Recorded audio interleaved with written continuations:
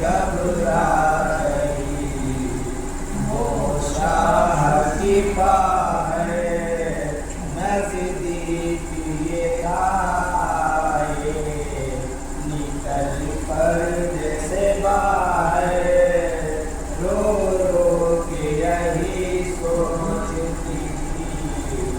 آئے وہ مضطر دریا کے نہ پینے کہیں پانی میرے دل پر ہر چند کے ہیں ساقی کوثر کے نواسے لیکن ہے کئی روز سے وہ بھوکے پیاسے لیکن ہے کئی روز سے وہ بھوکے پیاسے یہ سوچ میں گھبراتی تیری درد کی ماری جوڑی پہ وہ عباس دلاور کو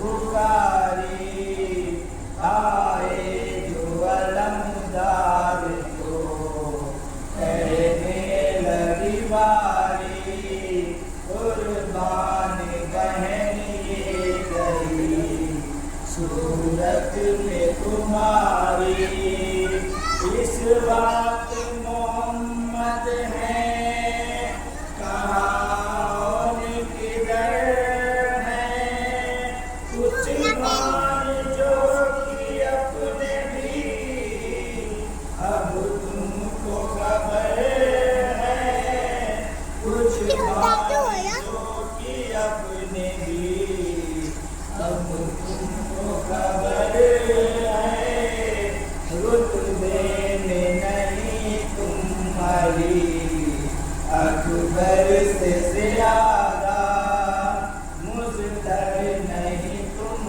عابد مضطر سے زیادہ پیاسے نہیں تم شاہ کے دکھتر سے زیادہ کم سن نہیں تم کچھ غریب اصغر سے زیادہ مشہور تو ایسے بڑے شیر کے پیاروں مر جائیو تم پانی سے منہ پھیر لو پیاروں مر جائیو تم پانی سے منہ پھیر لو پیاروں جب رن میں گئے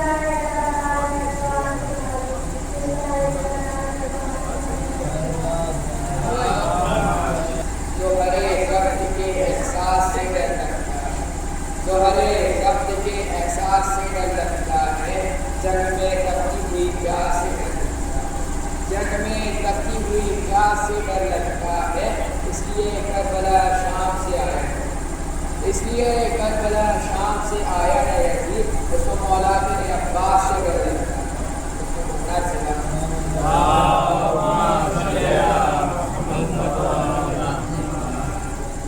پوچھتا ہوں کہ عباس کی حرکت کیا ہے پوچھتا ہوں کہ عباس کی حرکت کیا ہے پہلے جا کے معلوم کرو کہ پہلے جا کے معلوم کرو کہ قیامت کیا ہے جس نے نظروں سے ہی روکا کہ یزیدی ہے جس نے نظروں سے ہی روکا کہ یزیدی لشکر اسے تلوار اٹھانے کی ضرورت ہے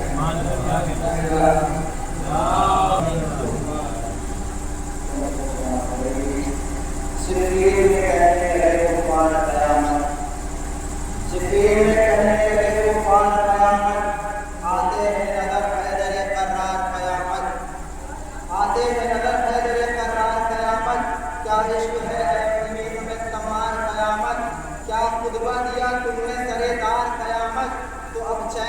सोएंगे न शब्बीर के कातिल, अब चैन से सोएंगे न शब्बीर के कातिल, इन सब के लिए बन गए मुख्तार कयामत, इन सब के लिए बन गए मुख्तार कयामत। तो भाई का जनाजा हो या दरबार का किस्सा, भाई का जनाजा हो या दरबार का किस्सा, हज़रत इमाम हुसैन अलैहिस्सलाम कह रहे कि भाई का जनाजा हो या दरबार का किस्सा, मैंने ही तो रोकी है हर एक बार कयामत, मैंने ही तो रोकी है हर एक बार कयामत। तो अब्बास को गैस आया है अब तुम ही संभालो, अब्बास को गैस आया है अब तुम ही संभालो, वरना तो न रुक पाएगी इस बार कयामत, वरना तो न रुक पाएगी इस बार कयामत। तो एक साथ चले लौने को अब कौन मोहम्मद, एक साथ चले लौने को अब कौन मोहम्मद, एक वक्त में आ जाएगी दो बार कयामत, एक वक्त में आ जाएगी दो बार कयामत। तो हलमिन की सदा सुन के चले झूले से असगर, हलमिन की सदा सुन के चले झूले से असगर, आने को है कुछ देर में तैयार कयामत, आने को है कुछ देर में तैयार कयामत।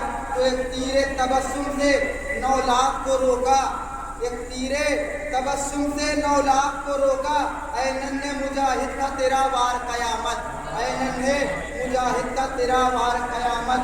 तो प्यासा है मगर पानी को पीता ही नहीं है, फिर देखिएगा कि प्यासा है मगर पानी को पीता ही नहीं है, प्यासा है मगर पानी को पीता ही नहीं है। अब्बास तो अब्बास है रहवार कयामत, अब्बास तो अब्बास है रहवार कयामत। बाबा ने मलक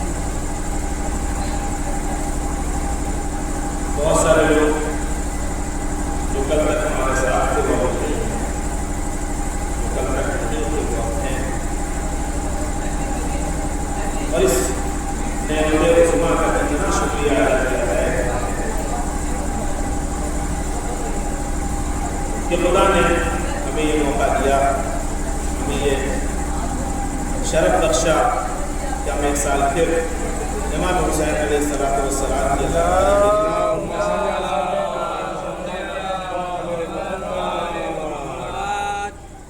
یہ زینبیہ یونیورسٹی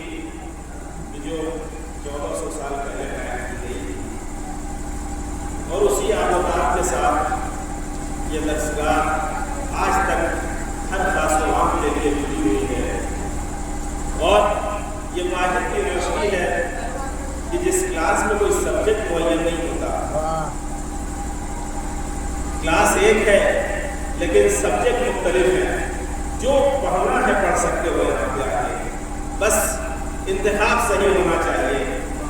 حق پہچاننا ہے مجلس میں آ جاؤ، ظلم پہچاننا ہے مجلس میں آ جاؤ، صداقت کسے کہتے ہیں مجلس میں آ جاؤ، کیمیا گری کسے کہتے ہیں مجلس میں حاضر ہو کر سیکھ لو۔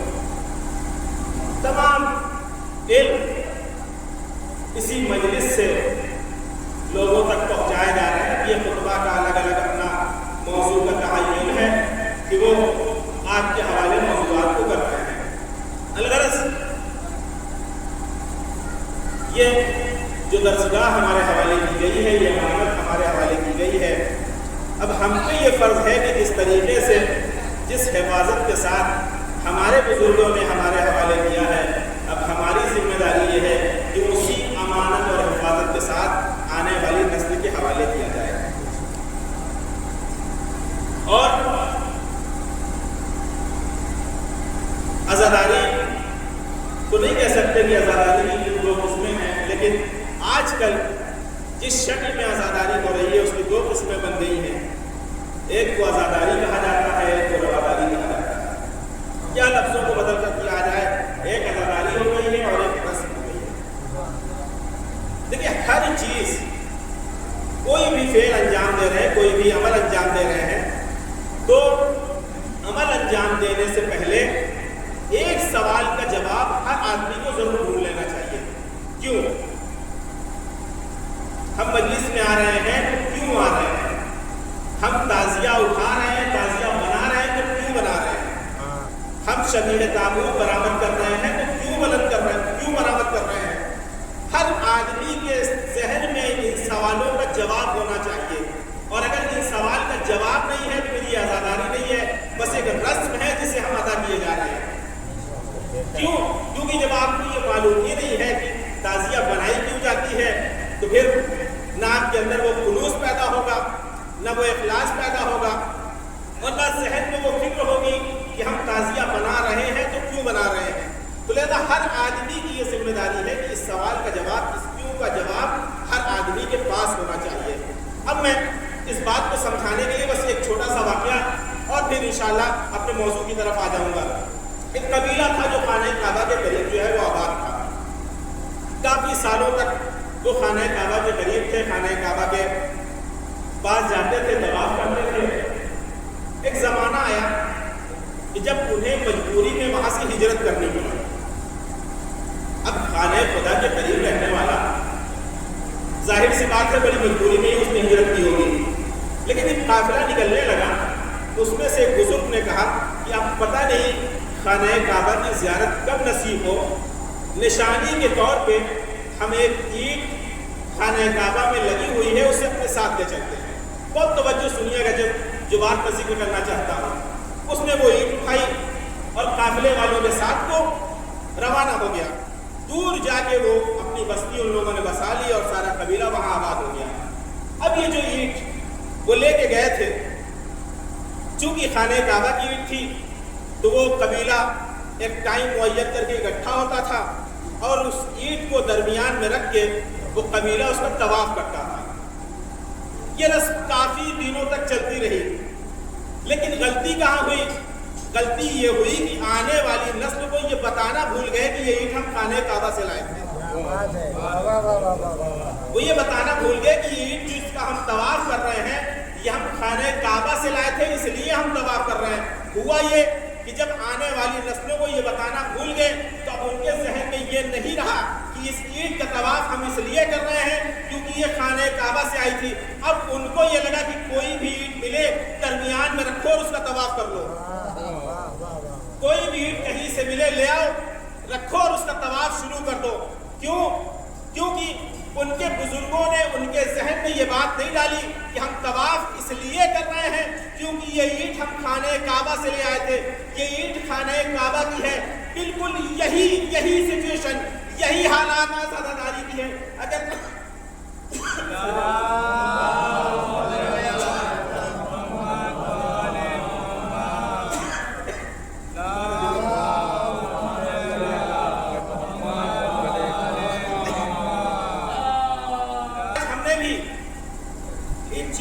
توجہ نہ دی اور اس کیوں کا جواب نہ ڈھونڈا تو ہمارا حال بھی اسی قبیلے کے مانند ہو جائے گا جو یہ بھول جائے گا کہ ہم طواف کیوں کرتے تھے.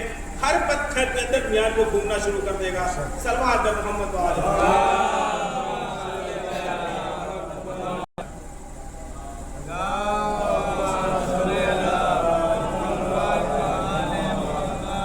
تو اس کیوں کا جواب ڈھونڈنا بہت ضروری ہے. ہر آدمی کے پاس اس کیوں کا جواب ہونا چاہیے. دعا ہے پروردگار کی بارگاہ میں، پروردگارہ ہم سب کو اسی خلوص، اسی صدق دل سے عزاداری برپا کرنے کی توفیق بارہا عنایت فرماتے رہنا. اور اگر ہم اس دنیا میں نہ رہیں تو خدایا ہمارا شمار امام حسین علیہ السلام کی عزاداروں میں کرنا. کیوں جانتے ہیں؟ روایت کا ایک فقرہ ہے، روایت ملتی ہے کہ جب روز محشر ہوگا تو ایک قبیلہ ہوگا، ایک گروہ ہوگا، وہ کنارے کھڑا ہوگا اور جتنے لوگ ہوں گے سب کی پیشانی سے ایک نور ساطع ہو رہا ہوگا. آپ اپنی منزلت پہچانیے، اپنی فضیلت پہچانیے کہ حسین کے عزاداروں کو خدا نے فضیلت کیا بخشی ہے. ایک نور ساطع ہوگا. اب فرشتوں کو سمجھ میں یہ نہ آئے گا کہ یہ کون لوگ ہیں کہ جن کی پیشانی سے یہ نور ساطع ہو رہا ہے. فرشتے خدا کی بارگاہ میں دست ادب جوڑ دیں گے، خدایا یہ کون سا گروہ ہے کہ جس سے پیشانی سے اس قدر نور ساطع ہو رہی ہے کہ ہماری آنکھیں ٹھہرا ہوئی جا رہی ہیں. خدا آواز دے گا یہ سب زائر امام حسین علیہ السلام ہیں. یہ سب وہ ہیں جنہوں نے اپنی زندگی میں قبر حسین کی زیارت کی تھی کہ جن کی بنا پر ان کی جبین سے نور ساطع ہو رہا ہے. خدایا جن لوگوں نے زیارت کربلا کی ہے ان سب کی زیارتوں کو شرف قبولیت عنایت فرما. اور اس فرش عزا کی برکت سے ہم سب مل کے دعا کرتے ہیں پروردگارہ جسے یہ توفیق اب تک حاصل نہ ہوئی ہے، پروردگارہ ہم سب کو زائر امام حسین علیہ السلام بنا دے. روایت کے جملے ہیں کہ نمک سے روٹی کھا لینا لیکن حسین کی زیارت کو ضرور جانا. روایت حدیث سنا رہا ہوں میں، نمک سے روٹی کھا لینا لیکن حسین کی زیارت کو ضرور جانا. خدا ہم سب کو یہ توفیق دے. اب میں اپنے موضوع کی طرف آتا ہوں. میں نے جس آیہ کریمہ کی تلاوت کا شرف حاصل کیا ہے، یعرفون نعمت اللہ ثم ینکرونہا اولئک الکافرون. یہ لوگ وہ ہیں جو خدا کی نعمت کو تو پہچانتے ہیں، ثم ینکرونہا لیکن پہچاننے کے بعد اس کا انکار کر دیتے ہیں. اور پھر جب لوگ اس طرح کے ملیں کہ جو نعمت خدا کو پہچانے اور اس کے بعد اس کا انکار کرتے ہیں، اولئک الکافرون. یہ سب وہ لوگ ہیں جو روگردانی اختیار کر کے کافر ہو گئے. اب وہ کافر کے الگ الگ معنی ہیں اور اس کی اصطلاحات کی وجہ سے میں نہیں جانا چاہتا. کون لوگ ہیں یہ کہ جو نعمت خدا کا انکار کر رہے ہیں؟ پہچانتے ہیں کہ یہ خدا کی نعمت ہے لیکن اس کے بعد انکار کر دیتے ہیں. اب اپنے آس قریب دیکھیں جتنی نعمتیں خدا نے اس دنیا میں پیدا کی ہیں، شاید ہی کوئی انسان ایسا ملے کہ جو نعمتوں کی نافرمانی کرتا ہو. پانی خلق ہوا، سب اسے نعمت سمجھتے ہیں. اگر پانی نہ ہو انسانی زندگی تنگ ہو جائے. ہوا ہے، سب اسے نعمت تسلیم کرتا ہے. میں جملہ کہوں کہ جو منعم کو نہیں مانتا وہ بھی نعمت کو مانتا ہے، یعنی جو نعمت دینے والے کو نہیں مانتا وہ بھی نعمت کا اقرار کرتا ہے. پانی کس نے بھیجا اسے ہم نہیں مانتے لیکن پانی کو مانتے ہیں کہ یہ نعمت ہے، اگر نہ ہو تو زندگی تنگ ہو جائے گی. ہوا کون چلا رہا ہے ہم نہیں مانتے خدا کو، لیکن یہ چیز جانتے ہیں کہ اگر ہوا نہ چلے تو انسانی زندگی مردہ ہو جائے. یہ باغات، یہ کھیت اگر نہ ہو تو انسانی زندگی تنگ ہو جائے. ہم نعمتوں کا ہمیشہ اقرار کرتے ہیں ولو نعمت دینے والے کا ہم انکار کرتے ہیں. تو پھر یہ کس کے سلسلے سے بات ہو رہی ہے کہ نعمت خدا تو پہچانتے ہیں لیکن نعمت خدا کا انکار کر دیتے ہیں. لیکن ہم نے تو یہ دیکھا کہ نعمت خدا کا انکار کرنے والا کوئی نہیں مل رہا ہے. خدا کا انکار کرنے والے مل رہے ہیں لیکن نعمت خدا کا انکار کرنے والا کوئی نہیں مل رہا ہے. جب صادق آل محمد سے سوال کیا گیا یہ کون سی نعمت ہے کہ جس کے بارے میں خدا کہہ رہا ہے یعرفون نعمت اللہ ہے ثم ینکرونہا، یہ نعمت خدا کو تو پہچانتے ہیں لیکن پھر بعد میں اس کا انکار کر دیتے ہیں. صادق آل محمد فرماتے ہیں وہ نعمت ہماری ولایت ہے، وہ نعمت کوئی اور چیز نہیں ہے.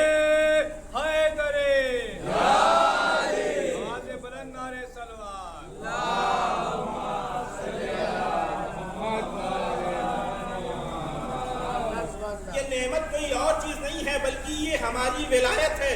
پھر صادق آل محمد آگے بڑھ کر آواز دیتے ہیں یعرفون نعمت اللہ یوم الغدیر ثم ینکرونہا یوم السقیفہ. یہی وہ لوگ ہیں کہ جو غدیر کے دن معرفت رکھتے ہیں لیکن سقیفہ کے دن اس نعمت کا انکار کر دیتے ہیں. صلوات بر محمد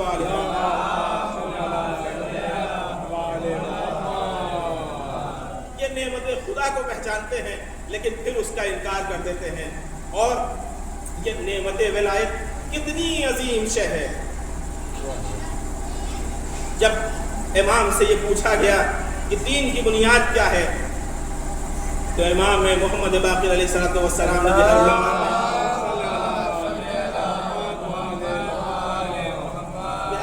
میں یہ روایت موجود ہے. امام فرماتے ہیں بنی الاسلام علی خمسۃ اشیاء علی الصلاۃ والصوم والزکاۃ والحج والولایۃ جدی. اسلام کی بنیاد 5 چیزوں پہ ہے، یعنی اسلام کے ستون جو ہے وہ 5 چیزیں ہیں: روزہ، نماز، حج، زکوٰۃ اور ہمارے جد علی ابن ابی طالب کی ولایت.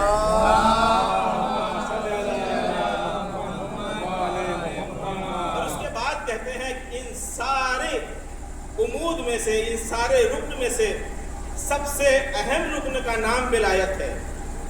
پھر سوال ہوا، امام نے اس کے بعد جواب دینا شروع کیا، کہا ولایت ان سارے رکن میں سب سے زیادہ اہم کیوں ہے؟ کہا روزہ ہے، رکن ہے، لیکن ایک حالت ہوتی ہے خاص کر عورتوں کے اوپر جن حالت میں نماز معاف ہوتی ہے. مرد کے اوپر اگر ایک ایسی کیفیت طاری ہو جائے کھڑے ہو کے نماز نہیں پڑھ سکتا تو وہ بیٹھ کے پڑھے گا، اسے رخصت ہے کہ وہ بیٹھ کے پڑھ سکتا ہے. روزہ دین کا ستون ہے لیکن اگر بیمار ہے، مسافر ہے تو اسے یہ رخصت ہے کہ وہ روزہ نہ رکھے. اب یہاں پہ استاد محترم کا ایک جملہ بڑا اچھا ہے. وہ کہتے ہیں کہ دین اسلام نے کہا کہ اگر بیمار ہو تو روزہ نہ رکھو. لیکن ہم اپنے معاشرے میں دیکھتے ہیں کہ بیمار ہیں، سخت مرض میں مبتلا ہیں، ان سے جب کہا جاتا ہے روزہ نہ رکھیں یا آپ کے لیے ضرر ہو سکتا ہے، کہتے ہیں نہیں روزہ تو ہم کبھی نہیں چھوڑ سکتے. ایسا لگتا ہے کہ جیسے امام سے زیادہ روزے کی حفاظت یہی کرنے والے ہیں. جس چیز کی چھوٹ اسلام نے دی ہے اس کا فائدہ اٹھاؤ. زکوٰۃ تیسرا رکن جو ہے وہ زکوٰۃ. ایک نصاب طے ہے، 947 کلو ہو جائے غلہ، جانور کی مقدار یہ پہنچ جائے، وہ الگ الگ نصاب ہے، پوری بحث ہے کہ اونٹ ہو تو کتنے ہونے چاہیے اور بکری ہو تو کتنی ہونی چاہیے، گائے کتنی ہونی چاہیے، تب نصاب آپ لو. لیکن اگر اس نصاب سے کم ہے تو زکوٰۃ آپ کے اوپر واجب نہیں ہے.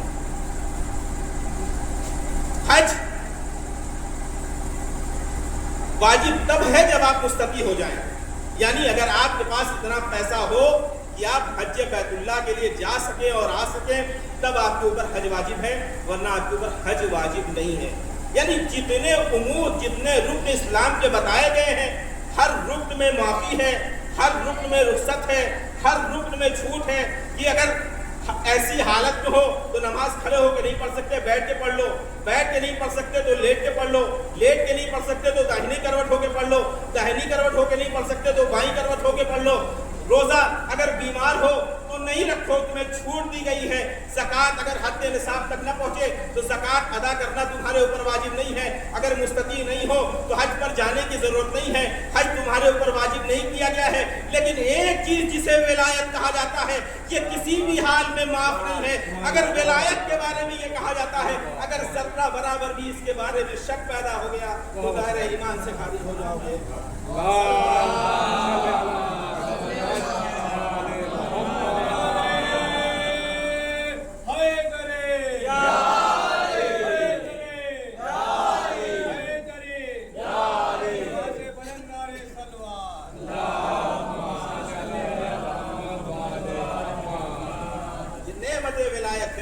جس میں نہ رخصت کی کوئی گنجائش ہے، بیمار ہو لیکن ولایت کے بارے میں دل میں ذرہ برابر بھی شک نہیں پیدا ہونا چاہیے۔ کون سی ولایت؟ یہی ولایت کہ جس کا اعلان غدیر کے میدان میں رسول خدا نے 1.25 لاکھ حاجیوں کے مجمع میں کیا تھا، من کنت مولا فہذا علی مولا، میں جس کا مولا ہوں علی اس کے مولا ہیں۔ پوری بحثیں پڑھی ہیں، کتابیں بھری پڑھی ہیں، علامہ امینی نے پوری کتاب القدیر لکھ دی صرف قدیر کو ثابت کرنے میں۔ میں اس بحث میں نہیں جانا چاہتا کہ لفظ فا استعمال ہوا تھا نہیں ہوا تھا، بعد میں داخل کیا گیا۔ لفظ مولا کے معنی کیا ہے؟ سب سے زیادہ جو زیر بحث ہوتی ہے اس روایت کے سلسلے سے، کیونکہ روایت کا تواتر اس حد تک ہے کہ انکار جب کرتے نہیں بنا تو لفظ مولا کے معنی کو چینج کیا گیا۔ کہتے نہیں لفظ مولا کا معنی جو ہے وہ ولایت نہیں ہے، وہ اپنا خلیفہ اور امام ماننا نہیں ہے، بلکہ مولا کے معنی جو ہے وہ دوست ہیں۔ رسول نے کہا میں جس کا دوست ہوں علی بھی اس کے دوست ہوں۔ ایک لطیف سا قصہ ہے، میرے ایک دوست نے سنایا تھا۔ 2 دوست ایک ہاسٹل میں رہا کرتے تھے۔ ظاہر سی بات ہے ایک کا تعلق جو ہے وہ غدیر سے تھا، اور ایک وہ جو لفظ مولا میں بارہا ڈنڈی مارنے کی کوشش کیا کرتا تھا، برابر ان پہ بحث چلتی رہتی تھی اس چیز پہ۔ وہ اپنے دلائل پیش کرتا تھا، کیا رسول نے یہ عہد اور پیمان نہیں لیا تھا کہ میں تمہارے نفسوں پر تم سے زیادہ حق تصرف رکھتا ہوں؟ حق تصرف رکھنے کا مطلب یہ ہے کہ کسی دوست کے دوستی کا اعلان کرنے کے لیے عہد نہیں لیا جاتا۔ اگر کسی کو دوست بنانا ہے تو یہ پوچھنے کی ضرورت کیا ہے کہ ہم تمہارے نفسوں میں تم سے زیادہ حق رکھتے ہیں کہ نہیں رکھتے؟ بہرحال ان پہ بحث چلتی رہتی تھی ہمیشہ۔ اس نے بہت کوشش کی، بہت سارے علماء سے اس نے دلائل طلب کیے، اس کے سامنے پیش کیا، لیکن وہ اپنی ضد پہ اڑا ہوا تھا، اس لیے کہ جاہل مرکب کو سمجھانا بڑا مشکل کام ہوتا ہے، جاہل بسیط کو سمجھانا آسان ہوتا ہے۔ اب جاہل بسیط اور جاہل مرکب کسے کہا جاتا ہے؟ جاہل بسیط وہ ہوتا ہے جسے یہ معلوم ہوتا ہے کہ ہم جاہل ہیں، جسے یہ معلوم ہے کہ ہم جاہل ہیں، اسے آپ سمجھا سکتے ہو۔ لیکن دوسرا وہ ہوتا ہے جو جاہل تو ہوتا ہے لیکن ماننے کے لیے تیار نہیں ہوتا کہ ہم جاہل ہیں، جاہل ہو کے بھی اپنے آپ کو پڑھا لکھا سمجھتا ہے، اسے سمجھانا بڑا مشکل کام ہوتا ہے۔ اس کی تعریف کو جب منطق میں کیا جاتا ہے کہتے ہیں وہ جاہل جسے اپنے جہل کے بارے میں ہی نہ معلوم ہو۔ جاہل بسیط وہ ہوتا ہے جسے معلوم ہوتا ہے کہ ہاں ہم جاہل ہیں۔ جاہل مرکب وہ کہ جسے اپنے جہل کے بارے میں ہی نہ پتا ہو، وہ یہی نہ جانتا ہو کہ میں جاہل ہوں۔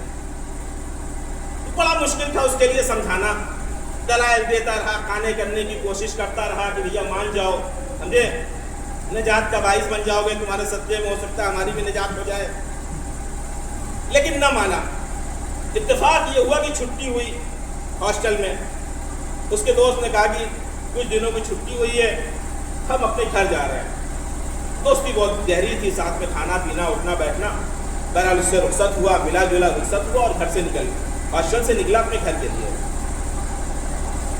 اب یہ دوست ٹائم دیکھتا رہا، وہ اندازہ لگاتا رہا یہاں سے گیا ہوگا، اتنی دور جانے کے بعد اسے گاڑی ملی ہوگی، پھر وہاں سے وہ ریلوے اسٹیشن یا بس اسٹیشن گیا ہوگا، پھر وہاں سے اس نے گاڑی پکڑی ہوگی۔ اب وہ اندازہ جب اس کے ذہن میں بیٹھ جائے کہ وہ 25-30 کلومیٹر دور نکل گیا ہوگا، اس نے اسے فون کیا۔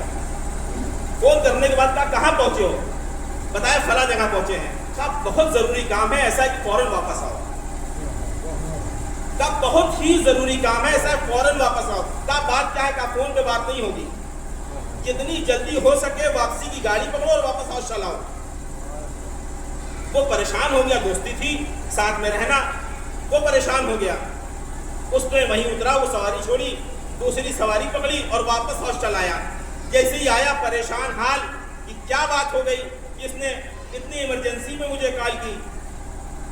جیسے ہی پہنچا کہا کیا ہوا، تم نے کیوں اتنی ایمرجنسی میں کال کی تھی؟ وہ ایک جملہ کہنا تھا. کہتا ہے کہ میں تمہیں یہ بتانا چاہ رہا تھا کہ ہم تمہیں اپنا دوست رکھتے ہیں. ہم تمہیں صرف یہ بتانا چاہتے ہیں کہ تم میرے دوست ہو، ہم تمہیں اپنا دوست رکھتے ہیں. کہنے لگا بیوقوفی والی حرکتیں تم نے کی، ہم اتنی دور نکل گئے تھے، تم نے صرف یہ بتانے کے لیے ہمیں واپس بلا لیا کہ تم ہمارے دوست ہو. تم نے اتنی دور سے مجھے صرف اس لیے واپس بلا لیا کہ تم میرے دوست ہو، تم بیوقوف ہو گئے ہو. پلٹ کے جواب دیتا ہے کہ اگر ہم تمہیں اتنی دور سے یہ بتانے کے لیے بلا لے تو تم مجھے بیوقوف اور احمق کہتے ہو. رسول کے بارے میں کیا کہو گے کہ ایک جگہ مجمع ٹھہرا کے جو پیچھے رہ گئے تھے انہیں واپس بلایا، جو آگے بڑھ گئے تھے انہیں پیچھے بلایا. پیچھے بلانے کے بعد کہا من کنت مولا ہو فہذا علی المولا.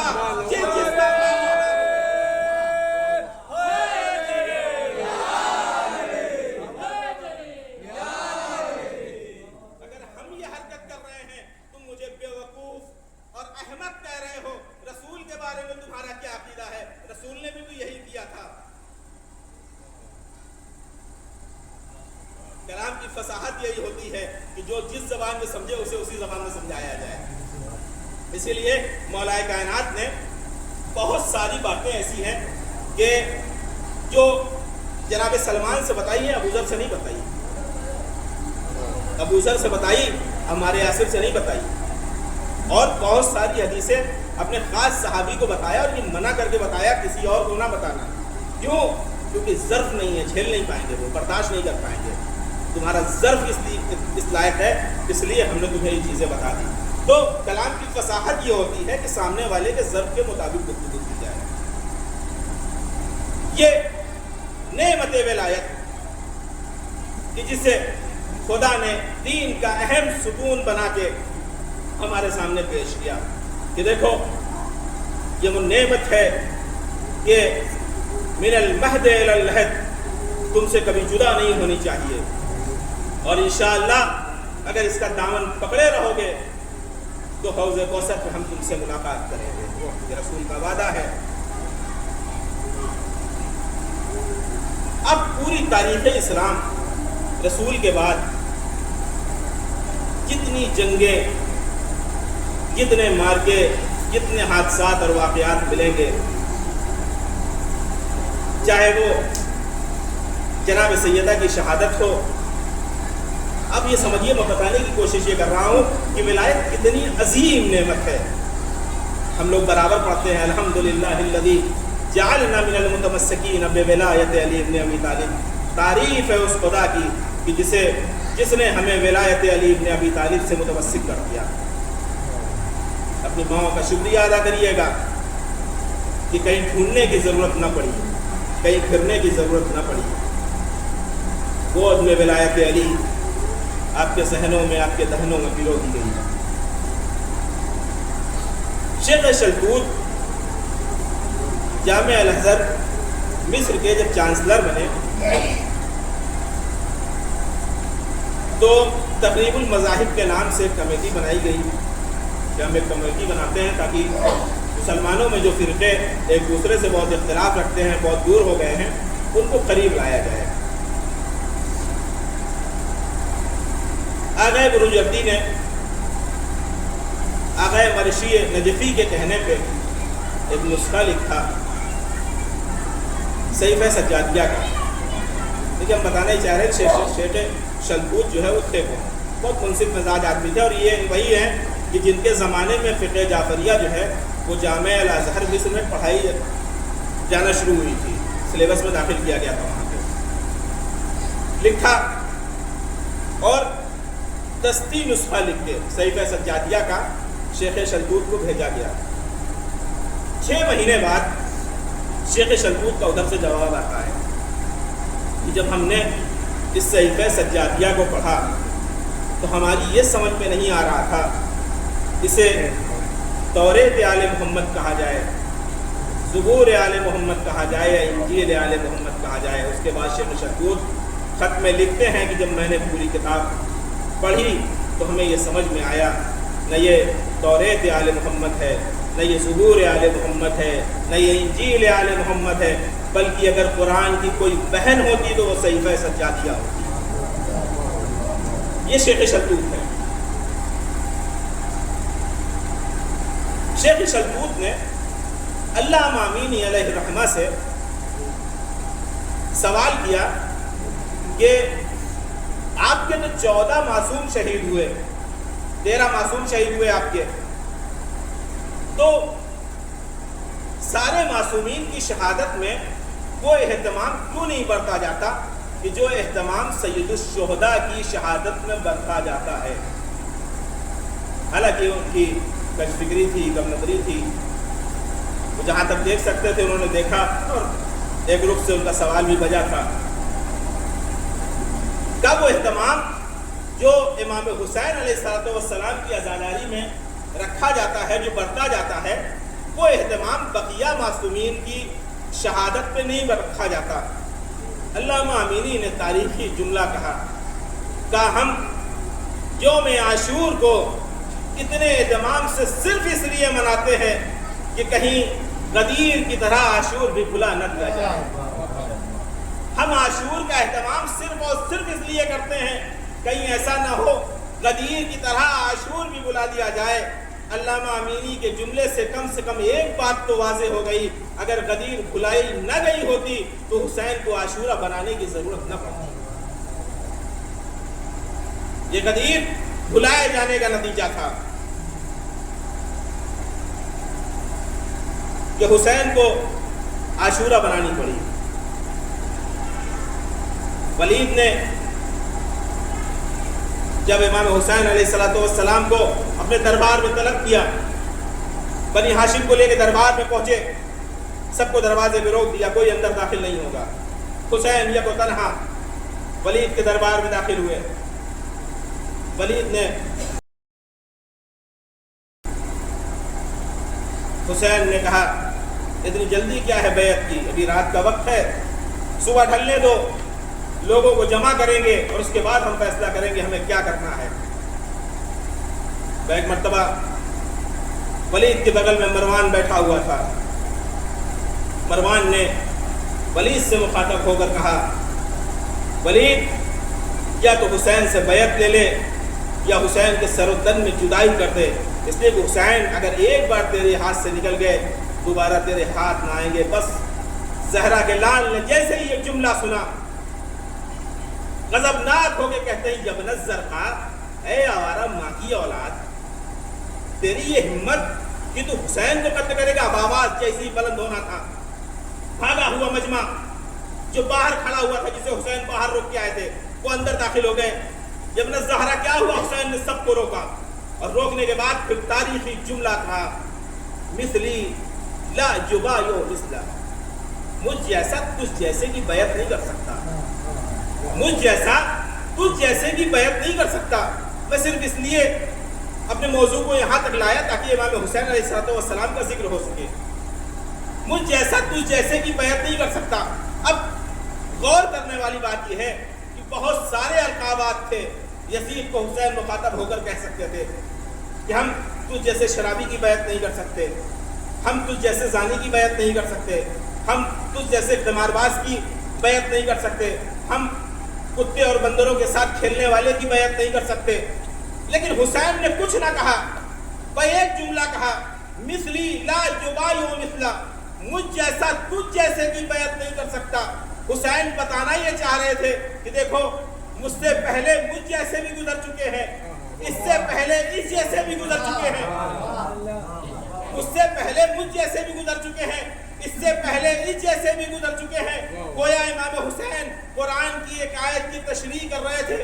کون سی آیت؟ فَلَوِ اتَّبَعَ الْحَقُّ وَأَهْوَاءَهُمْ لفسدت السماوات والارض ومن فیہن، اگر حق باطل کی پیروی کر لے تو زمین و آسمان میں جو کچھ بھی ہے سب کچھ برباد ہو جائے گا، سب کچھ فنا ہو جائے گا۔ حسین نے جب یہ کہا مثلی لا یبایع مثلا، مجھ جیسا تو جیسے کی بیعت نہیں کر سکتا، حسین یہ بتانا چاہ رہے تھے کہ دیکھو کسی بھی زمانے میں حق نے باطل کی پیروی نہیں کی ہے، اور اس کی دلیل یہ ہے کہ زمین و آسمان باقی ہے، خود اس بات کی دلیل ہے کہ حق نے کبھی باطل کی پیروی نہیں کی۔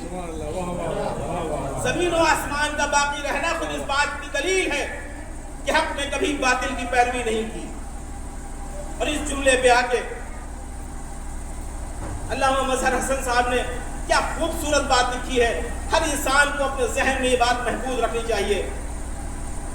آج دیکھیے جب بات چلتی ہے تو ہر کوئی یزید سے دامن بچانے کی کوشش کر رہا ہے۔ اب ایک طبقہ آ گیا ہے کہ جو یزید کی بھی وکالت کر رہا ہے۔ اچھا ان کی مجبوری ہے، وہ یزید کی وکالت نہیں کر رہے ہیں، چونکہ ایک بندہ ہے یوٹیوب پہ، آپ کی اس کی ویڈیو مل جائے گی، اس نے برجستہ آ کے کہا تھا کہ جب تک یزید کی وکالت نہیں کرو گے یزید کے باپ کو بھی نہیں بچا سکتے۔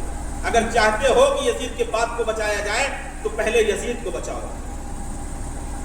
وہ ایک طبقہ ہے، انہوں نے لکھا اپنے مظہر حسن صاحب نے اپنی کتاب میں، کہتے ہیں کہ خلافت مولائے کائنات، خلافت بلا فصل، خلافت علی ابن ابی طالب کا اقرار کرنے والوں کے علاوہ کسی کو یہ حق ہی حاصل نہیں ہے کہ یزید کی خلافت سے انکار کرے۔ مولائے کائنات کی خلافت بلا فصل کا اقرار کرنے والوں کے علاوہ کسی کو یہ حق ہی حاصل نہیں ہے کہ وہ یزید کی خلافت سے انکار کرے۔ کہا کیوں؟ کہا اس لیے کہ بہت غور سے سنیے گا، بہت کام کی بات ہے۔ کہا کیوں؟ کہا دیکھیے آج تک خلافت کے لیے جو چیزیں معیار بنائی گئی تھی، جو چیزیں معیار بنائی گئی تھی، یہ کوالٹیز، یہ پیمانہ ہے خلافت کا، جس کے بعد جو اس پیمانے پہ کھرا اترے گا اسے خلافت دے دی جائے گی۔ تو جتنی چیزوں کو معیار اب تک بنایا گیا تھا ان سارے معیار کے تحت یزید خلیفہ تھا۔ بہت توجہ، ان سارے معیار کے تحت یزید خلیفہ تھا۔ کہا کیا؟ کہا جب خلافت اول آئی دلیل کیا بنایا گیا؟ اجماع۔ اجماع تھا ان کے حق میں، اس لیے ہم نے انہیں خلیفہ بنا دیا۔ جب خلافت دوم آئی تو دلیل یہ پیش کی گئی کیونکہ باپ خلیفہ اول کی وصیت تھی دوسرے کے حق میں، اس لیے انہیں خلیفہ بنایا گیا۔ جب تیسرے کی خلافت کا وقت آیا تو دلیل کیا بنائی گئی؟ شورا ان کے حق میں ہے، جو کمیٹی بنائی گئی تھی وہ کمیٹی ان کے حق میں تھی، اس لیے انہیں خلیفہ بنا دیا گیا۔ اور جب فقیر شام کو خلیفہ بنایا گیا تو دلیل بنایا گیا کیونکہ قہر و غلبہ تھا اس کا، جو تلوار کے زور پہ خلافت حاصل کر لے اسے خلیفہ مان لو۔ یہ چار پیمانے اب تک بنائے گئے تھے، جس کے پاس اجماع ہو اسے خلیفہ بنا دیا جائے، پہلے کی وصیت ہو اگر کسی کے بارے میں تو اسے خلیفہ بنا دیا جائے،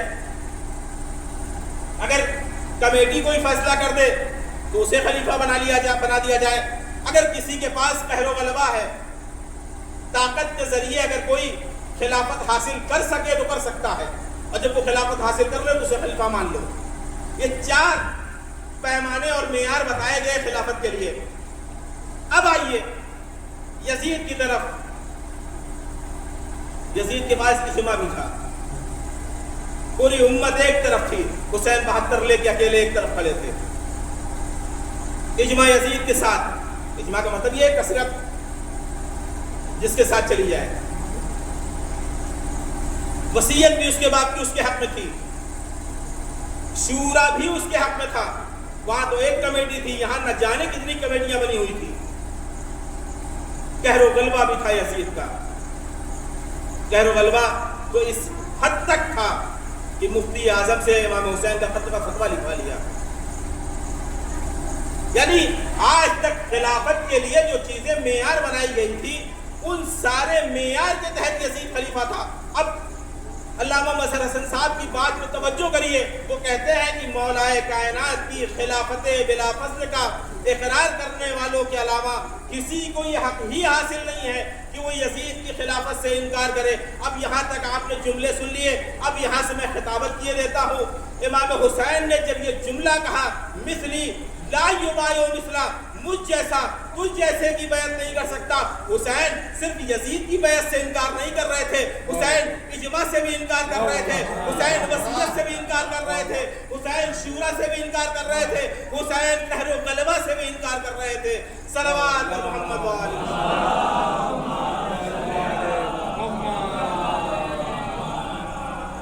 ایک اور صلوات لگا کے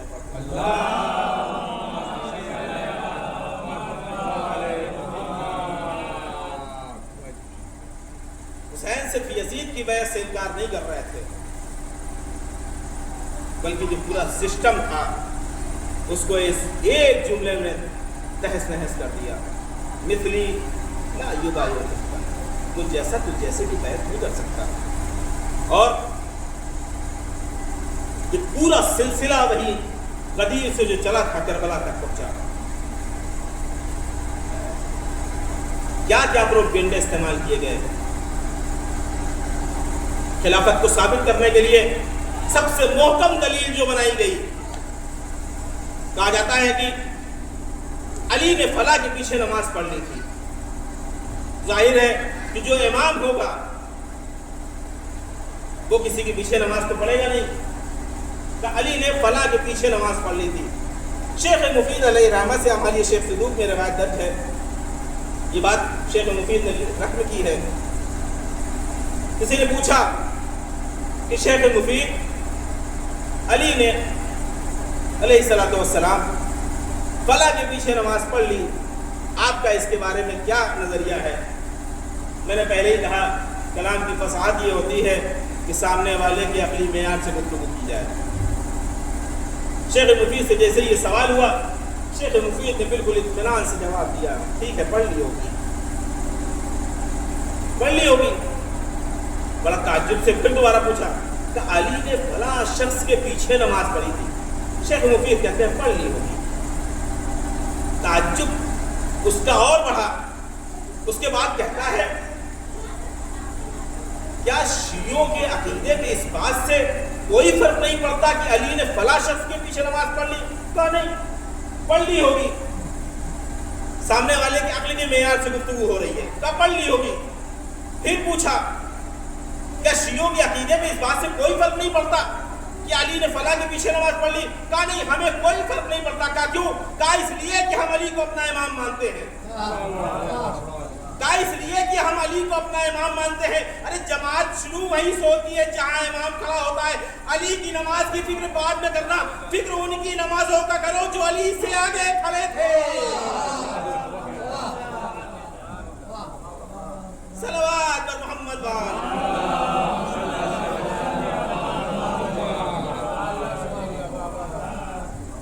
چونکہ ہم علی کو اپنا امام مانتے ہیں اور جماعت شروع وہیں سے ہوتی ہے جہاں امام کھڑا ہوتا ہے. تمہیں علی کی نماز کی فکر کرنے کی ضرورت نہیں ہے، چونکہ نماز انہی سے ہے، روزہ انہی سے ہے. انہی کے خانوادے کے وہ لوگ ہیں جن کے لیے سجدے کو توڑ دیا جائے گا.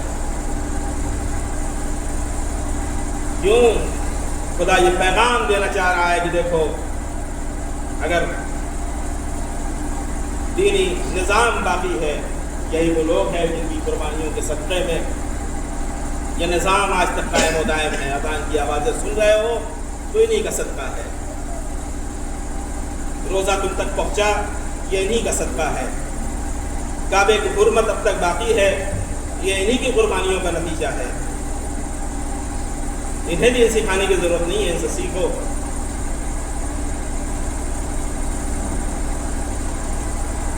اور یہ ولایت پتہ نہیں کتنی عظیم شے تھی جس ولایت کے لیے آل محمد نے پورا گھرانہ اٹھا دیا. مولا کائنات کی جب زیارت پڑھی جاتی ہے اس میں ایک جملہ پڑھا جاتا ہے، السلام علی اول مظلوم، اول مظلوم پر ہمارا سلام ہو، اول من غصب حقہ، سلام ہو اس کے اوپر جس کا حق سب سے پہلے غصب کیا گیا۔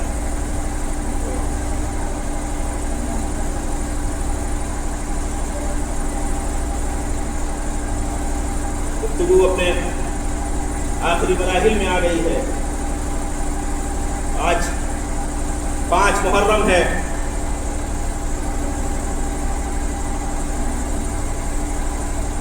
روز یکے بعد دیگرے شہداء کے مصائب پڑھے جائیں گے، آپ سنیں گے، لیکن اس نعمت عظمیٰ کا جتنا شکریہ ادا کیا جائے کم ہے۔ آج بھائی کے رشتے کی پاکیزگی اگر باقی ہے تو شکریہ کریے حسین اور عباس کا۔ آج چچا اور بھتیجے کے رشتے کی حرمت باقی ہے، شکریہ ادا کریے جناب قاسم کا۔ اگر چچا اور بھتیجی کی محبت قائم اور دائم ہے، رشتوں کا دھرم باقی ہے، تو شکریہ ادا کریے جناب سکینہ کا۔ لیکن سب کا شکریہ ادا کیا جا سکتا ہے، بڑا حساس جملہ ہے، سب کا شکریہ ادا کیا جا سکتا ہے، لیکن کربلا کا ایک شہید ایسا ہے کہ جس کا شکریہ رہتی دنیا تک ادا نہیں کیا جا سکتا۔ حسین نے جب خون جناب علی اصغر اپنے ہاتھوں میں لیا، آواز آئی آسمان کی طرف، اس خون کو نہ اچھالنا ورنہ ایک قطرہ آب نازل نہ ہوگا، زمین مت گرانا ورنہ ایک دانہ نہ ہوگے گا۔ اے علی اصغر، اے عبداللہ رضی، آپ کا شکریہ، ہم آپ کے شکریہ کے لیے یہاں حاضر ہوئے ہیں مولا، ہم آپ کی عزا کے لیے یہاں حاضر ہوئے ہیں۔ بس بہت جلدی جناب علی اصغر کے مقتل پڑھنے سے پہلے بس 2 باتیں۔ محقق قمی، بہت بڑا نام، مجلس میں بیٹھے ہوئے تھے، خطیب آئے، عالم دین تھے، خطیب آئے، محقق قمی کو سلام کیا، ہاتھوں کا بوسہ دیا، کہا اجازت ہے، کہا اجازت ہے، لیکن مصائب جناب علی اصغر کے پڑھنا۔ خطیب عالم دین منبر پہ گئے، جناب علی اصغر بہت آہستہ آہستہ پڑھوں گا، جناب علی اصغر کے مصائب پڑھے۔ دوسرے دن پھر محقق قمی منبر کے پاس بیٹھے ہوئے، خطیب پہنچے، کہا اجازت ہے منبر پہ تشریف لے جاؤ، کہا اجازت ہے، لیکن مصائب جناب علی اصغر کے پڑھنے۔ تیسرے دن پھر یہی واقعہ ہوا، پھر محقق قمی نے کہا جناب علی اصغر کے مصائب پڑھنا۔ ایک مرتبہ خطیب کہتا آقا دوسرے بھی شہداء ہیں، ان کے بھی مصائب پڑھنے دیجئے، آپ روز جناب علی اصغر کے مصائب کیوں سننا چاہتے ہیں؟ وہ محقق قمی نے قیامت کا جملہ کہا ہم علی اصغر کے مصائب بار اس لیے سننا چاہتے ہیں، ارے کربلا کا ہر شہید اپنا دفاع کر سکتا تھا، لیکن اصغر وہ واحد شہید تھا جو اپنا دفاع بھی نہیں کر سکتا تھا۔ مرجع علی قدر آیت اللہ بشیر حسین نجفی اپنے درس میں ایک روایت ذکر کرتے ہیں کہ جب امام کا ظہور ہوگا، بہت آہستہ آہستہ پوری توجہ سے میں انشاءاللہ مقتل پڑھوں گا۔ اپنے درس میں کہتے ہیں جب امام کا ظہور ہوگا، امام مکے بھی تشریف لے جائیں گے، امام مدینے بھی تشریف لے جائیں گے، اور اس کے بعد جب کربلا کے قریب ہوں گے تو قبر امام حسین علیہ السلام سے خون ابلنا شروع ہوگا۔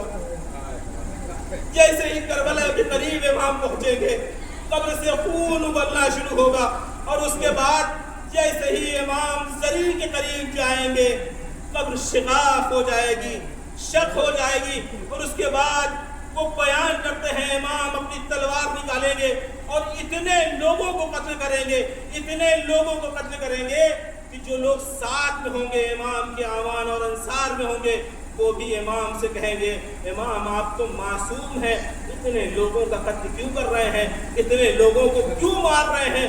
وہ ایک مرتبہ امام آواز دیں گے، جس کا یہ سوال ہو وہ ایک طرف آ جائے، اور ایک طرف اکٹھا کرنے کے بعد امام ایک بلندی پہ تشریف لے جائیں گے، لے جانے کے بعد ابا کے دامن سے ایک خون بھرا چھوٹا سا کرتا نکال کے لوگوں کو دکھائیں گے، اور دکھانے کے بعد کہیں گے ارے اس کرتے میں جو خون لگا ہوا ہے اس کے ایک قطرے کا بدلہ بھی اب تک پورا نہ ہوا۔ جزاکم ربکم خیر الجزا، خدا ان آوازوں پر اپنی رحمتیں نازل کرے، خدا ان ہاتھوں کو کبھی کسی کمینے کا محتاج نہ کرنا، خدا ان کو ہر بیماریوں سے بچانا۔ یا آزادار آپ کی جدہ کو پرسہ پیش کرنے آئے، مولا یہ آزادار آپ کی جدہ کو پرسہ دینے کے لیے آئے ہیں، بڑی سخت منزلیں ہیں، ہم برابر مقتل سنتے رہتے ہیں لیکن ماہ محرم میں مقتل سننا ایک الگ کیفیت ہوتی ہے۔ مقتل پڑھنے سے پہلے میں ایک مقدمہ، علامہ نجم الحسن رحمت اللہ کہتے ہیں جب مختار نے ہرملہ کو گرفتار کر لیا، امام کو جب یہ خبر پہنچی چوتھے امام کو کہ ہرملہ آپ کے قاتلین سے بدلہ لے رہا ہے، جناب مختار آپ کے قاتلین سے بدلہ لے رہے ہیں، امام نے جناب مختار ثقفی کو خط لکھا کہ مختار یہ بتاؤ ہرملہ ملا کہ نہیں؟ وہ جیسے ہی جناب مختار نے امام کا یہ سوال دیکھا، ہرملہ کو قریب بلایا کہ ہمارے امام نے کسی کے بارے میں سوال نہ کیا، نہ علی اکبر کو پرچھی مارنے والے کے بارے میں پوچھا، نہ قاسم کو شہید کرنے والے کے بارے میں پوچھا، نہ محمد کو شہید کرنے والے کے بارے میں پوچھا۔ ہرملہ یہ بتا امام نے صرف تجھے کیوں پوچھا؟ اب ہرملہ جواب دیتا ہے، دلوں کو تھام کے روایت سنیے گا، کہتا ہے کہ امام آپ سن نہ سکیں گے، کہا مختار تم سن نہ سکو گے؟ جہاں مختار نے کہا بیان کر، کہتا ہے ہر جنگجو جب جنگ میں جاتا ہے تو اپنے اسلحوں کو تیار کرتا ہے اور اس طریقے سے تیار کرتا ہے کہ اس کا کوئی وار خالی نہ جائے، جس کے اوپر وار کیا جائے اس کا کام وہیں تمام ہو جائے۔ کہ ہم بہت سارے اسلحے لے کر کربلا گئے تھے لیکن ہم مخصوص 3 تیر لے کے گئے تھے، 3 تیر ہم علیحدہ لے کے گئے تھے۔ جناب مختار کہتے ہیں یہ بتاؤ اس تیر کی کیفیت کیا تھی؟ کہ وہ تیر ہر تیر سے سائز میں بڑا تھا، کہ اور اس کی کیا خاصیت تھی؟ کہ خاصیت یہ تھی کہ اگر کوئی جنگجو طاقتور ہے، دلوں کو تھام کے جملہ سنیے گا جہاں جہاں تک میری آواز جا رہی ہے، کہ جنگجو اگر پروفیشنل ہے، جنگجو ہے اور طاقتور ہے تو یہ تیر میں اتنی شدت پائی جاتی ہے کہ اگر لوہے کے 7 پردے ہو، ان 7 پردے کے بعد بھی اگر نشانہ رکھا ہو تو یہ تیر ان 7 پردوں کو چھیدتا ہوا اپنے نشانے پہ جا لگتا ہے۔ اس کے بعد مختار بڑی آسانی سے آپ نے روایت سن لی، جناب مختار نے پوچھا یہ بتا کہ وہ تینوں تیر تو نے استعمال کہاں کیے؟ تو نے تینوں تیر استعمال کہاں کیے؟ کہا پہلا تیر ہم نے اس وقت استعمال کیا جب عباس پانی لے کے بڑی تیزی سے خیمے کی طرف جا رہے تھے، ایک تیر ہم نے مشکیزے پہ استعمال کیا۔ کہا دوسرا تیر کب استعمال کیا؟ کہا دوسرا تیر اس وقت ہم نے استعمال کیا جب حسین نے ششماہے کو پانی کے لیے بلند کیا تھا۔ کہا تیسرا تیر ہم نے اس وقت استعمال کیا جب زہرا کا لال زین اور زمین کے درمیان تھا، ہم نے تیسرا تیر حسین پہ چلایا تھا۔ جزاکم ربکم خیر الجزا، خدا کوئی غم نہ دے سوائے غم آل محمد کے۔ خدا آواز کریا بلند ہو گئی، آپ کی آوازوں پر جناب زہرا راضی ہو آپ سے. امام حسین علیہ السلام جناب علی اصغر کو جب لے کے خیمے سے مقتل کی طرف بڑھے ہیں، پہنچے، ابا کا دامن ہٹایا، فرفع عبداللہ الرضی، جناب علی اصغر کو بلند کیا. بلند کرنے کے بعد کہتے ہیں یہ بچہ بڑا پیاسا ہے. ایک جملہ کہوں، غیرتدار آدمی کسی بھی حال میں اپنے گھر کی باتیں باہر نہیں کرتا، اپنے گھر کی باتیں باہر کسی کو نہیں بتاتا. لیکن حسین پہ پتہ نہیں کون سا وقت تھا کہ درمیان فوج کھڑے ہو کے کہہ رہے تھے ارے اس کی ماں کا دودھ خشک ہو گیا ہے، ارے چند قطرے آب، چند قطرے آب مل جائے، ارے آپ تو نہ ملنا تھا. ارے امام صادق کہتے ہیں ہرملا نے وہی تیر چلے کمان نے جوڑا، اور اس کے بعد جب تیر چلا امام صادق کہتے ہیں یہ تیر من الورید الورید من الحزن الحزن، بچہ باپ کے ہاتھوں پر منقلب ہو گیا. جزاکم ربکم خیر الجزا، خدا کوئی غم نہ دے آپ کو. جملہ سنیے گا، جملہ سنیے گا. کسی عالم دین سے پوچھا گیا یہ بتائیے کہ ششماہا تھا، 6 مہینے کے بچے کو ہر کسی نے دیکھا ہوگا. مطلب اتنی احتیاط برتی جاتی ہے کہ اگر گود میں اٹھایا جاتا ہے، کسی کو دیا جاتا ہے تو یہ تلقین کی جاتی ہے کہ دیکھو سنبھال کے اٹھانا، اس کا منقع نہ ڈھل جائے، اس کے گردن میں کوئی اذیت نہ ہو جائے. سوال عالم دین سے پتہ نہیں کیسے یہ جملہ سنیں گے.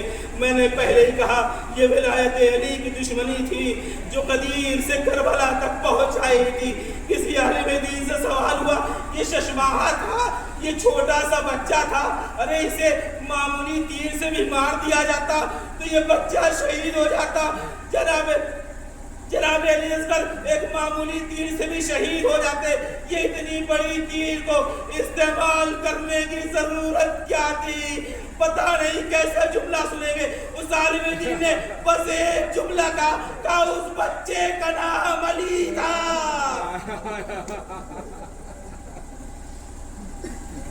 یہ تیر اس بچے پہ صرف اس لیے استعمال کیا گیا کیونکہ بچے کا نام علی تھا. ارے اپنی عظمت پہچانو عزادارو. ارے جب سب سے زیادہ کوئی مصیبت میں ہوتا ہے تو اپنوں کو یاد کرتا ہے، جو اس کے سب سے قریبی ہوتا ہے اسے یاد کرتا ہے. حسین اکبر کا لاشا لے آئے، حسین نے کسی کو آواز نہ دی. حسین قاسم کے لاشے کو ابا کے دامن میں سمیٹ کے لے آئے، کسی کو یاد نہ کیا. حسین یکے بہت دیگرے لاشے لاتے رہے، حسین نے کسی کو یاد نہ کیا. لیکن جب علی اصغر کو بلند کیا ایک جملہ کہا. ارے انسان جب سب سے زیادہ مصیبت میں ہوتا ہے تو اپنے سب سے قریبی کو یاد کرتا ہے. معلوم ہے حسین نے کس کو یاد کیا؟ ارے علی اصغر کو بلند کرنے کے بعد کہا یا شیعتی لیتکم یوم عاشورا، اے میرے شیعوں کاش تم عاشورا کے دن ہوتے تو دیکھتے علی کا لال دشمنوں سے کیسے پانی مانگ رہا ہے. جزاکم ربکم خیر الجزا. بس میں نے گفتگو تمام کر دی. اور اس کے بعد جب 2 مرتبہ یاد کیا آپ کو حسین نے، جب لاشیں جناب علی اصغر لے کے پڑھتے ہیں تو پھر کہا یا شیعتی ما ان شربتم ما یسبن فاذکرونی. اے میرے شیعوں جب ٹھنڈا پانی پینا تو حسین کو یاد کر لینا، حسین کی بچے کو یاد کر لینا. جن لوگوں نے عاشور یا 40 کربلا میں کی ہے، بین الحرمین جو گیٹ ہے ایک وہاں بڑا سا پوسٹر لگایا جاتا ہے. پورے پوسٹر میں کچھ لکھا نہیں ہوتا، ایک 2 ہاتھ ہوتے ہیں، اس میں ایک بچے کی تصویر بنی رہتی ہے. تصویر کیسی؟ گلے میں تیر لگا ہوا ہے, اور نیچے ایک جملہ لکھا ہوتا ہے,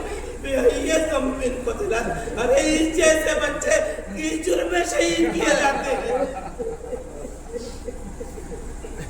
ششماہے کیچڑ میں شہید کیے جاتے ہیں. الغرض حسین اصغر کا لاشا لے کر خیمے میں پہنچے. جیسے ہی جناب رباب کی نگاہ پڑی, آواز دی, آقا کیا ششماہے بھی نہر کیے جاتے ہیں؟ جناب رباب نے یہ نہیں کہا کہ ششماہے ذبح کیے جاتے ہیں, کیا ششماہے نہر بھی کیے جاتے ہیں؟ آپ بہتر فرق جانتے ہیں. ذبح کیسے کیا جاتا ہے, نہر کیسے کیا جاتا ہے. تو ایک فرق سمجھ لیجئے, گائے اور بکروں کو ذبح کیا جاتا ہے, اونٹ کو نہر کیا جاتا ہے. جناب رباب نے یہ نہیں پوچھا کیا اس بچے سے جیسے بچے ذبح کیے جاتے ہیں, پوچھا آقا کیا اس جیسے بچے بھی نہر کیے جاتے ہیں. اور اس کے بعد روایت کے جملے ہیں, جناب علی اصغر کو لے کر امام حسین پشت خیمہ پہ پہنچے. پشت خیمہ پہ پہنچنے کے بعد آپ کیفیت تصورات میں لائیے, کتنا قریب ہے حسین, کیا کیفیت بھی حسین پہ. سب شہید ہو چکے ہیں, کوئی پوچھنے والا نہیں ہے. میر انیس کا ایک شعر, عباس مر گئے علی اکبر جدا ہوئے, ہم سے کسی نے یہ بھی نہ پوچھا کہ کیا ہوا. عباس مر گئے علی اکبر جدا ہوا, ہم سے کسی نے یہ بھی نہ پوچھا کہ کیا ہوا. حسین جلتی ہوئی زمین پر بیٹھ گئے قبر علی اصغر کو کھودنے کے لیے. جیسے ہی مٹی کو ہاتھوں میں لیا, حسین نے فوراً مٹی کو دوبارہ روایت کے جملے ہیں, حسین نے مٹی کو دوبارہ زمین پہ پھینک دیا.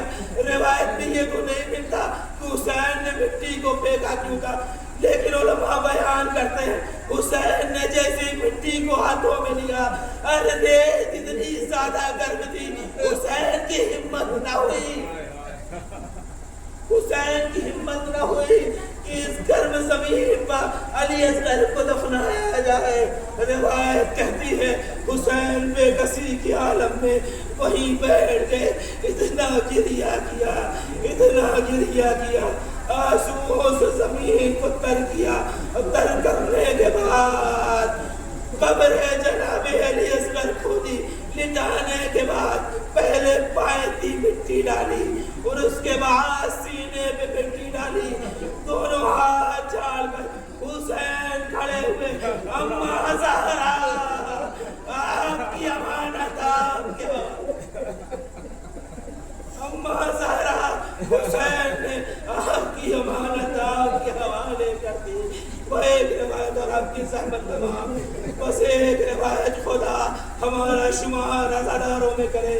خدایا ہم سب کو صدقے دل سے عزاداری کرنے کی توفیق عنایت فرما.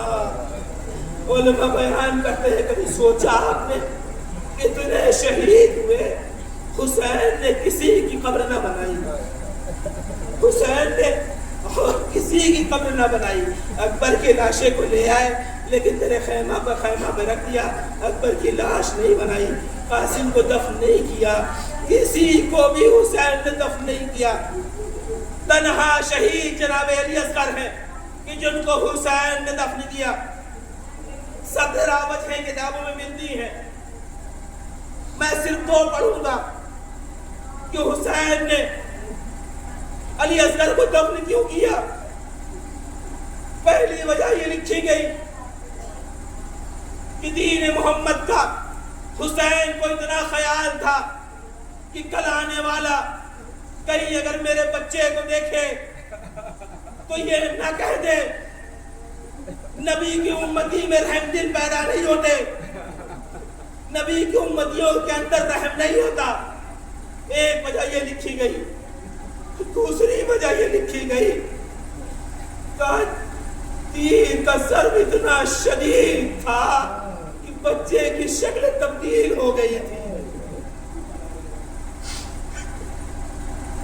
شاید حسین نے جناب علی اصغر کو اس لیے دفن کر دیا تھا، لیکن عباس دستی کہتے ہیں ساری روایتیں اپنی جگہ، لیکن ہمارا تجزیہ بھی سنتے جاؤ کہ حسین نے علی اصغر کو صرف اس لیے دفن کیا تھا، حسین جانتے تھے شہادت کے بعد جنازوں پر گھوڑے دوڑائے جائیں گے، لاشوں کو پامال کیا جائے گا۔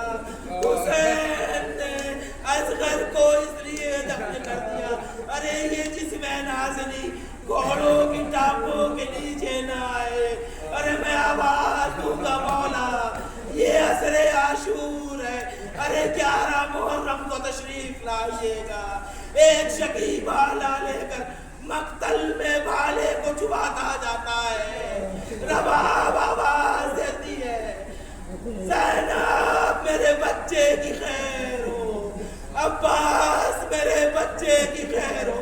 اب رباب نے جو منظر دیکھا خدا کسی ماں کو نہ دکھلائے، کیا دیکھا؟ بھالے کی انھی میں چھپا ہوا جناب علی اصغر کا جنازہ، اس شقی نے باہر کھینچ لیا، رباب مرثیہ پڑھتی کیا اس طرح کے بچوں کے ساتھ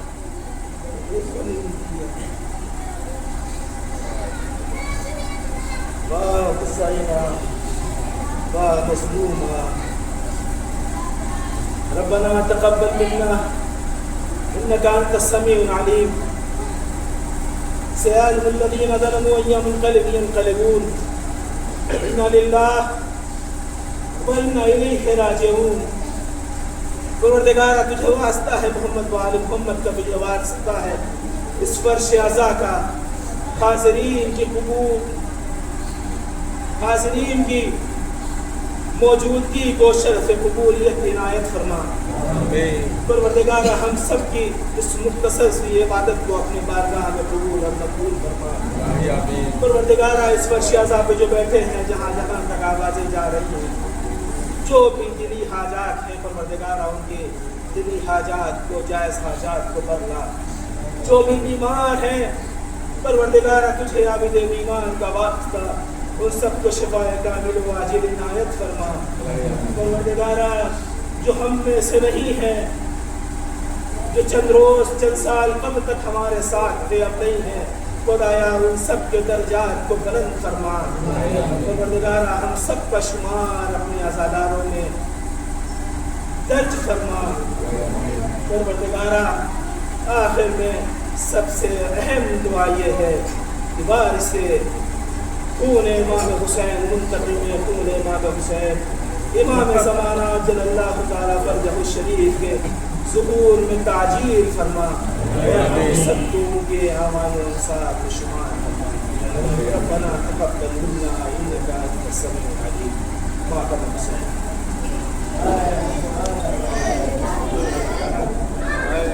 Hey.